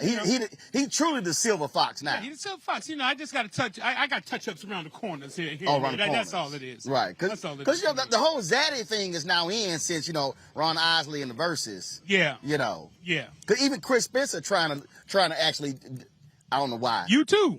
Well, actually, mine is legit. Chris, I don't. Yeah, well. I mean, that's not even a real ass beard he got. Well, yeah, it has to connect to be a beard. Can't be like spots. No, it can't be patches. Yeah, can't be. Your nickname can't be patches. Yeah. If you're trying to, no, it has to connect and grow full. Right. That's like the James Harden almost. Yeah, that's what it is. Yeah, and it's a little tame today. It's trimmed down, but we'll see. You know, I don't know how James Harden eat, man. Without, I don't know, because you know, every time I have a meal, they're like, ham and sex, stuff all up in. Yeah. See, I can't. Yeah. I just can't let it grow out. I can't. Okay. I literally have to trim it. Yeah, no. My dad's like, son, let it grow. I'm like, no. Right. After one day, I let it every 2 days. I can't. I feel you. That's how it was. But yeah. I was like, I'm gonna let it grow, and I dig the growth. So we'll see. Okay. All right. Yeah. Baby, always good to see you. Always. We had to bring the show here, and do a little something, and that's what we do. So. How long does it take you to get on a plane with all this? What? I mean, look. You got 2 carloads. That's half a carload. You got monitors. It's 2 lights. You got monitors. You got tripods. You got tripods. Cables. Really? Yeah. You got cables. Right. Well, that's like it's a show. Okay, I see. It's a mobile show. I get it. You damn skippy. I get it. Okay. That's right. That's how we do it. Okay, you got a whole. Yeah. No, because some of the other black shows you see, they just do the show by iPhone.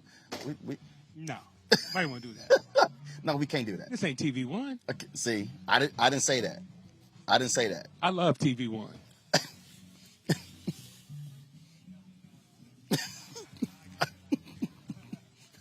I ain't say that. Somebody yell cut. Oh, I thought you were continuing. I'm done. I said I love TV One. Okay. But you really love Roland Martin Unfiltered on the Black Star Network. That's where we are, Black Star Network? Yeah, I launched that September 4th. Okay. Yeah. I do really love Roland Martin Unfiltered on Black Star Network. This your own network? Yes. All right. That's Chubby Bob Johnson.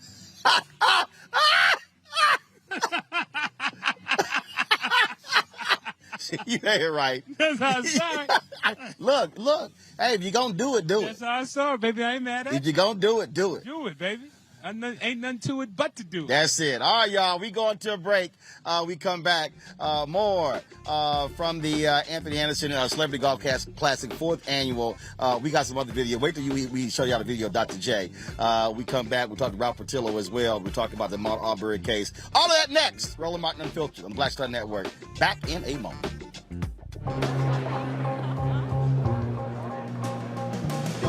Are the stars out tonight?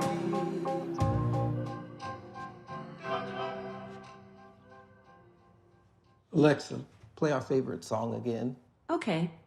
I only have eyes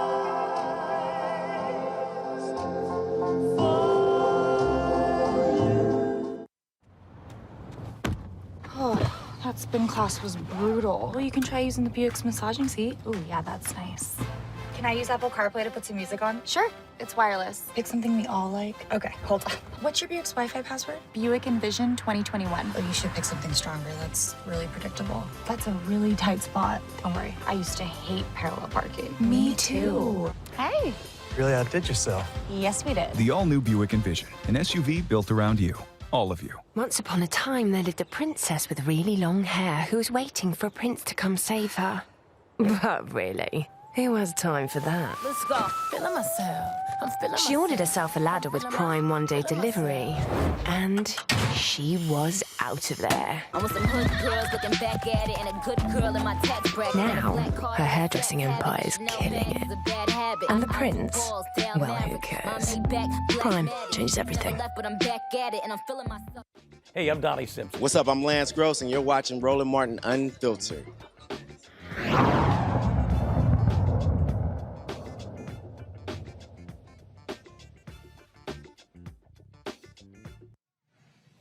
Hey, folks, Roland Martin here. Welcome back. Roland Martin Unfiltered, Black Star Network. We're here near San Diego for the 4th Annual Anthony Anderson Celebrity Golf Classic. This is the, man, we've spent a lot of time out in Southern California. I told you I was like a tour. We had a Cynthia Entertainer was first. George Lopez was second. Eric Dickerson was last week. Anthony Anderson is this week. This is actually don't keep this shot, y'all. This is the drone shot going down the 18th hole. Again, this is a fabulous course. We had a great time playing this course. I have no idea what our team shot. But we don't really care about those scores. An absolutely gorgeous also clubhouse here. And so they were phenomenal hosts. The brother, first of all, let me thank, here, what was that brother's name? Was it Daryl? Let me thank Daryl. Daryl hooked us up, made sure we had power, and so some of the other folks here. And so we always got to give a shout out to the folks who do us right. They actually made sure we actually, again, were able to hook up, give our lights, cameras, everything like that. For the show. All right, folks. Let's talk about the news in Georgia. Day 2 of the the trial of the 3 white men who killed Ahmaud Arbery.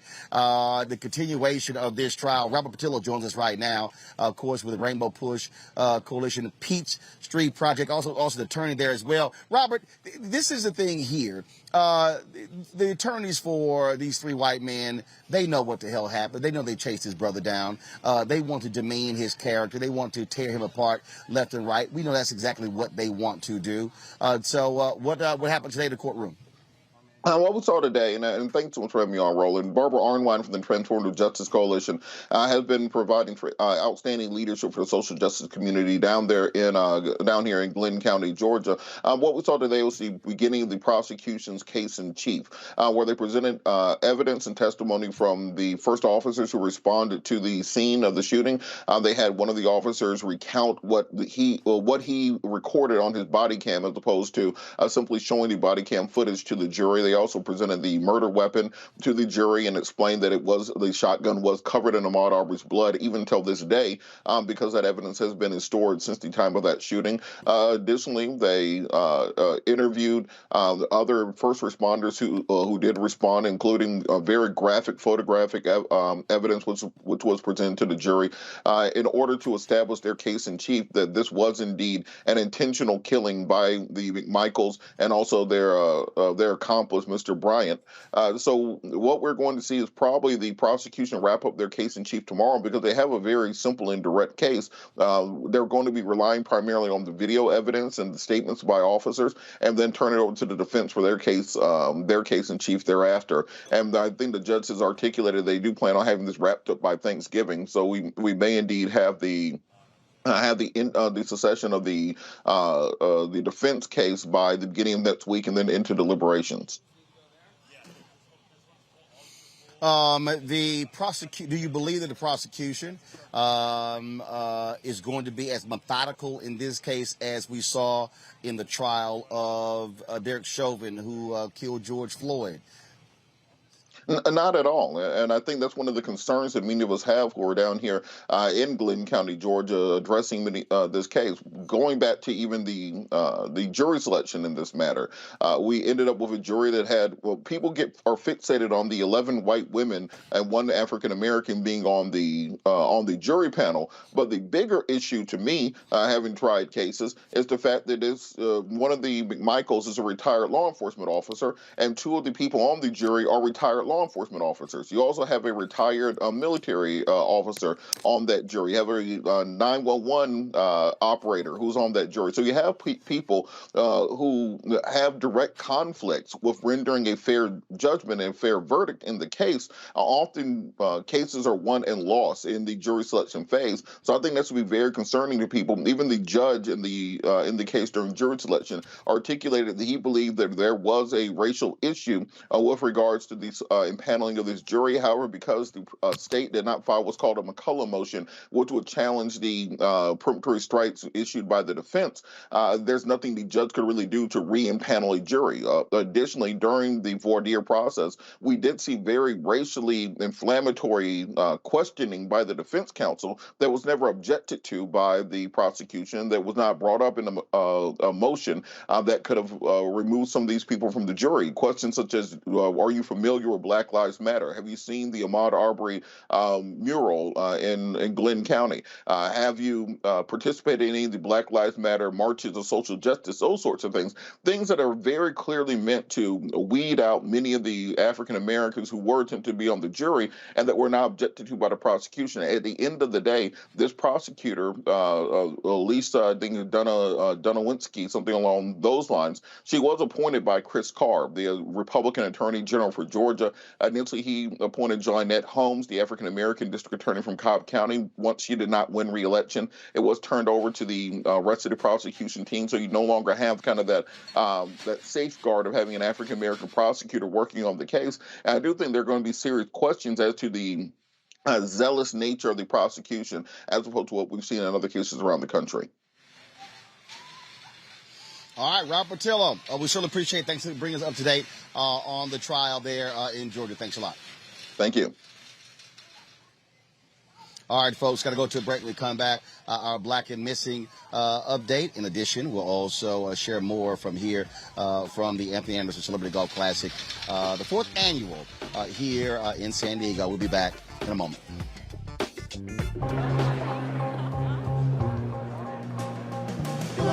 Are the stars out tonight?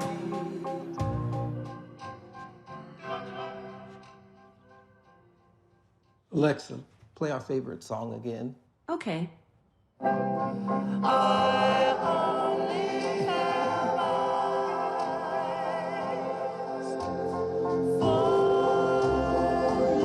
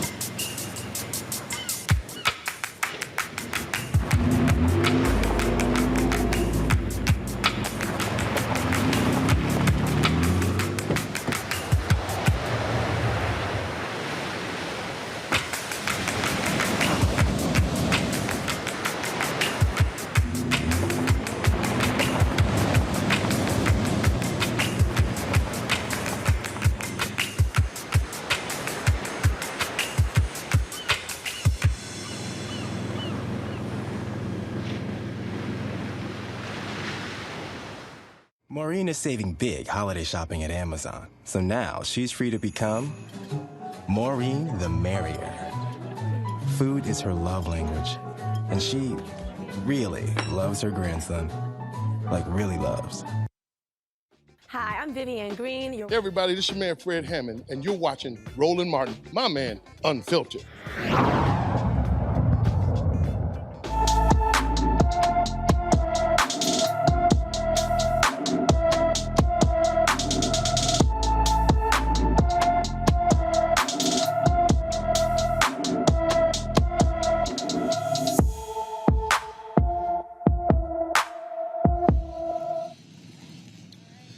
Since July 5th, 2021, 32-year-old Lopez Richardson has been missing from Rosenberg, Texas. Lopez is 6'2" tall, 210 pounds, with black hair and brown eyes. He was last seen wearing a solid black T-shirt and brown cargo-type camouflage pants. Lopez has medium-length dreadlocks, a mustache, and a full beard. He has an Emmett Till tattoo on his right hand, a flame tattoo on his right leg, and the words "Dear Life" tattooed on his eyelids. Lopez's white 2014 Dodge Ram pickup truck was found abandoned near the Oklahoma-Texas border in late July. If you have seen Lopez Richardson since his disappearance, know of his current whereabouts, or have any information whatsoever concerning his disappearance, please call the Rosenberg Police Department at 832-595-3700, 832-595-3700. Folks, let's not go to Missouri, where Kevin Strickland took the stand today, testified that he had no part in the 1978 murder. Now, he has been in jail for 43 years. And what's interesting about this is that the investigation by the office of the prosecutor, Jackson County Prosecutor Gene Peters Baker, Gene has said that Kevin Strickland should be freed from prison. Two other men admitted to the killings and said Strickland was not there at the time. There's also a key eyewitness who recanted her original test statement and said Strickland was not the shooter. Now, no word on whether when the judge is going to make the decision. Here's what is interesting here, Lee, and that is the Missouri Attorney General, Eric Schmidt, his office keeps arguing that Strickland's conviction should be upheld. And there was a new law that was passed in Missouri that allowed for prosecutors to make direct appeals for people who have been wrongfully convicted. And this is one of the things that is so troubling.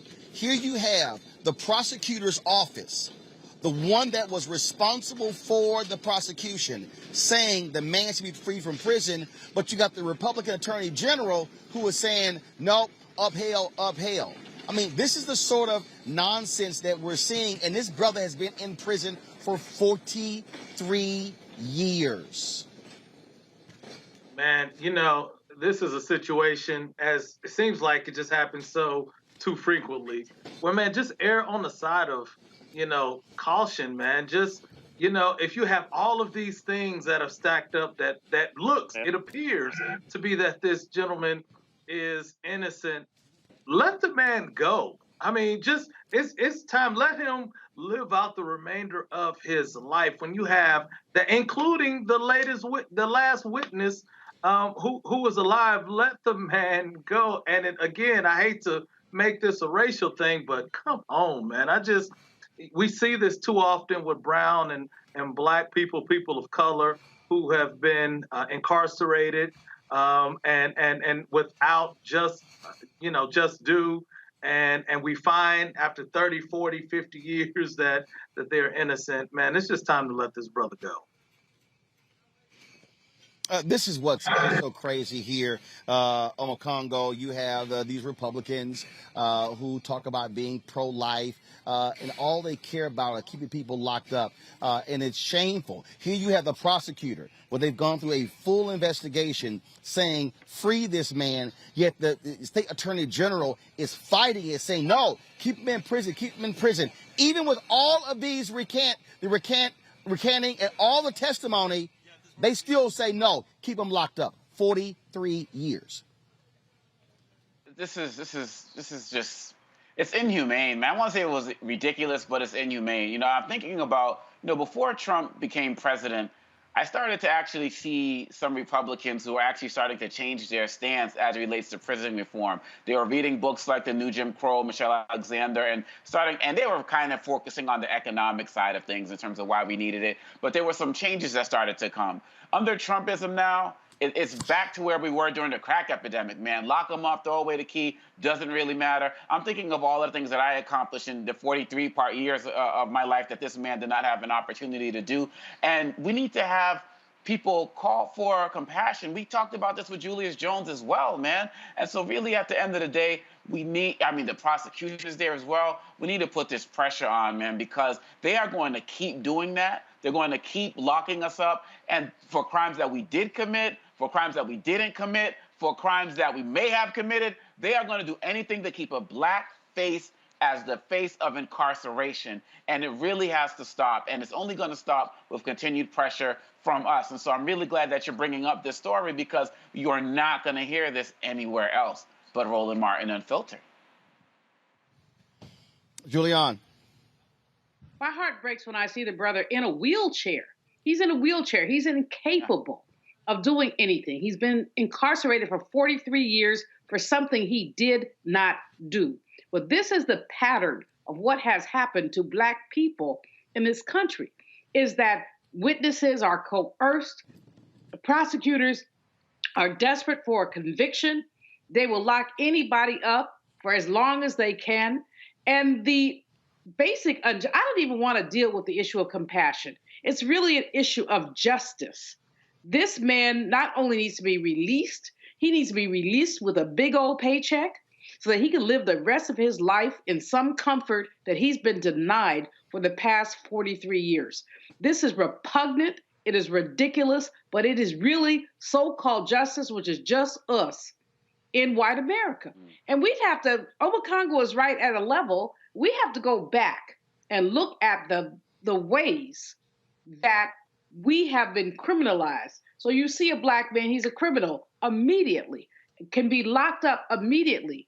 You've got the recanting, you've got all of this, but you've got a greedy prosecutor who really believes that this man should not have justice. It's wrong. Roland, thank you for lifting it up. But let's just say, just like we lift this one up, Kevin Strickland is one of thousands of Black men and women who have been unjustly incarcerated. All right, folks, got to go to a break. First of all, let me just do this here. I'm going to thank the panel, Lee, Omakongo, and Julian. Thank you for joining me. We're a little bit later today. We're on the West Coast. Normally we're 6 to 8 p.m. Eastern, but 8 p.m. Eastern to 10 because we're out here on the West Coast. And so we surely thank you, three of you, for joining us on the panel today. When we come back, Ken Griffey Jr., Sterling Sharp. You know, we always ribbing each other. We'll show you some of the stuff that we took place a little bit earlier today at the 4th Annual Anthony Anderson Celebrity Golf Classic. Back on Roland Martin Unfiltered on the Black Star Network in a moment. Oh, that spin class was brutal. Well, you can try using the Buick's massaging seat. Ooh, yeah, that's nice. Can I use Apple CarPlay to put some music on? Sure, it's wireless. Pick something we all like. Okay, hold on. What's your Buick's Wi-Fi password? Buick Envision 2021. Oh, you should pick something stronger. That's really predictable. That's a really tight spot. Don't worry, I used to hate parallel parking. Me too. Hey. Really outdid yourself. Yes, we did. The all-new Buick Envision, an SUV built around you, all of you.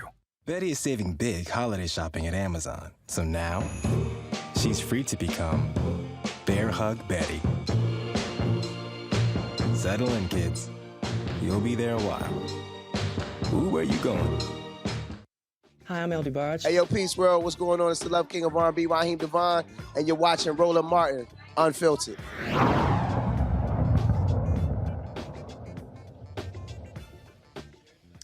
All right, folks, welcome back to Roland Martin Unfiltered. There's always a lot of trash talk when we're at these golf tournaments, and two of the biggest trash talkers, other than me, Ken Griffey Jr., Hall of Famer, as well as Green Bay Packers Hall of Famer, University of South Carolina Hall of Famer, Sterling Sharp. Here's us having a little fun before we teed off today at the tournament. Understand? Hold on, let me see that. Hold on, that don't mean nothing. Oh, everybody know I'm the coolest damn tech you ever seen. Multiple drones. I can do it all. Right. That little cute camera you taking photos with your son, that ain't nothing. Hey, I remember when you were on ESPN, your son was playing football, they had you in the end zone taking photos. See, I remember everything. That was cute. No, that wasn't. That was cute. Look. See, he don't know. He don't know. See, just because you got a drone, I got a No, drone.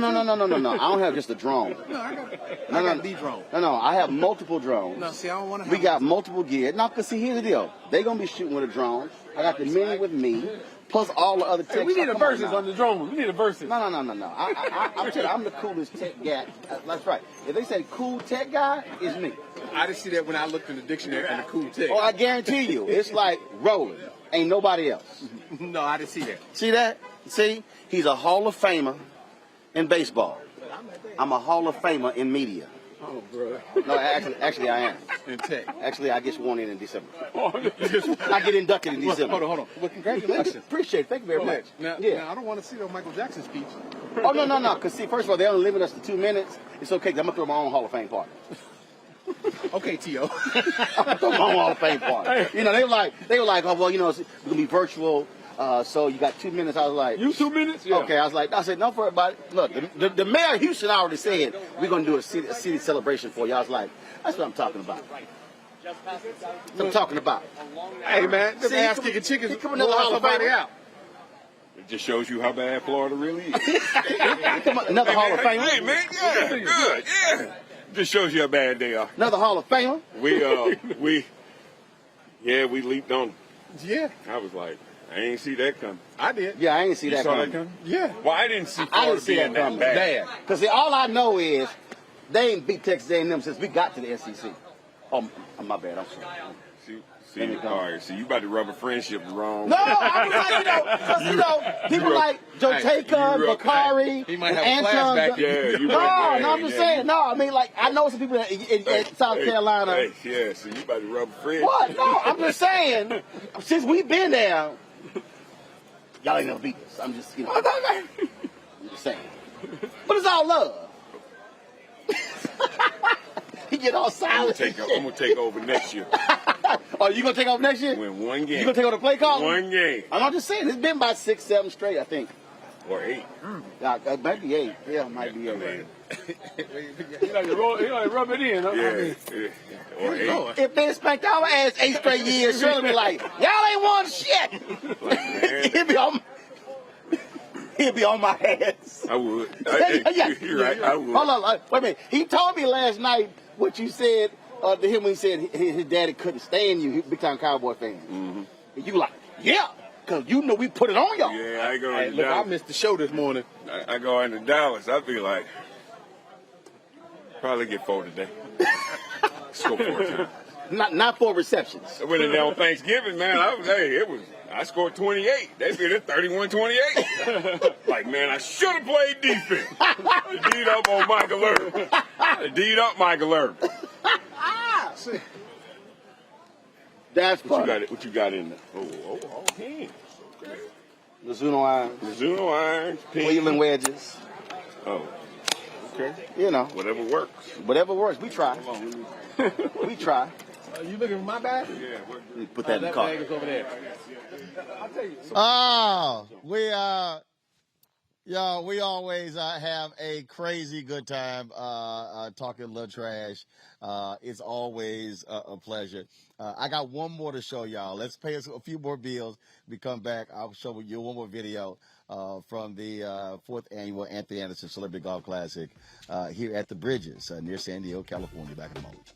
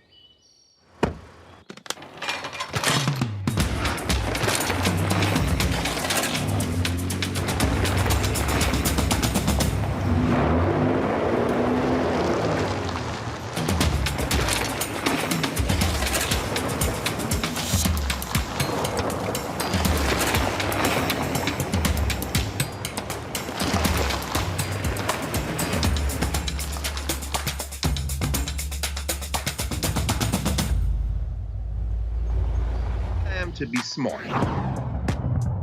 Roland Martin's doing this every day.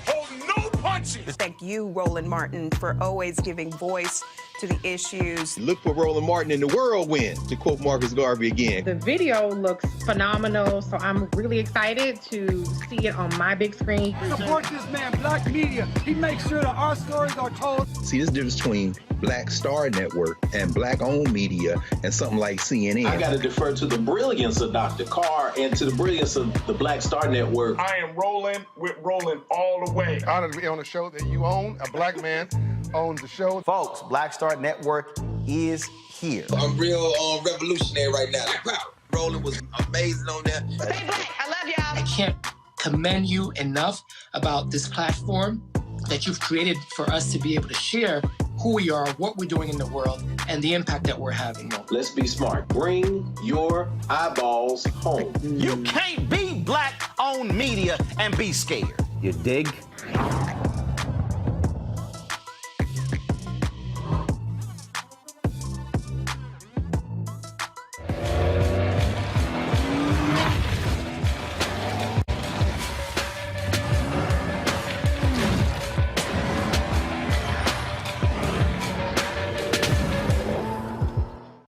I'm Bishop TDJ. How y'all doing? It's your favorite funny girl, Amanda Seals. Hi, I'm Anthony Brown from Anthony Brown and Group Therapy. What up, Lana Well, and you are watching Roland Martin Unfiltered.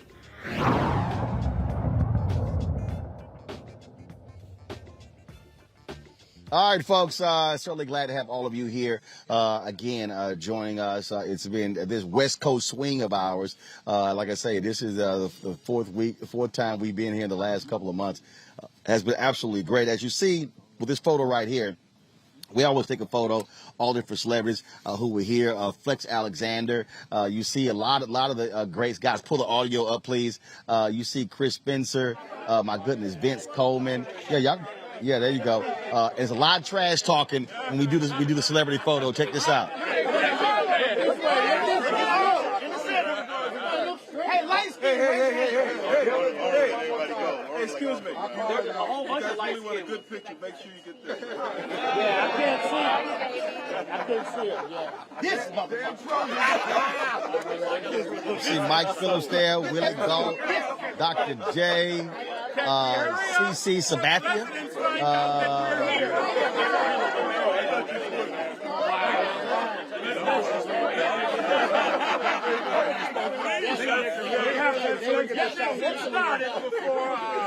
Yeah, just in case y'all see, so Henry zoomed in, you see Sid Entertainer, he had about 5 different colors of lavender on. So he was really, I bet Sid took all the lavender candles that they had on the golf course.